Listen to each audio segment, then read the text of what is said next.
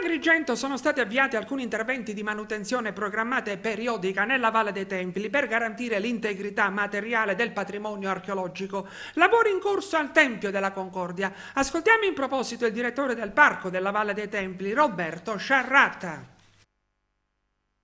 Ci troviamo di fronte al Tempio della Concordia, dove abbiamo già da tempo iniziato i lavori di manutenzione programmata. È una manutenzione che ogni anno mettiamo in cantiere al fine di salvaguardare i nostri principali monumenti, e abbiamo quest'anno investito quello più rappresentativo e aveva bisogno di cure. Siamo qui per questo, siamo qui per vedere i lavori che procedono e che proseguiranno per il mese prossimo, e soprattutto ci sarà la possibilità dal 18 di aprile di poter effettuare le visite a cantiere aperto, dove dopo prenotazione i ragazzi, le persone che parteciperanno avranno la possibilità con i nostri direttori di cantiere di approfondire l'aspetto di restauro e tutte le operazioni che stiamo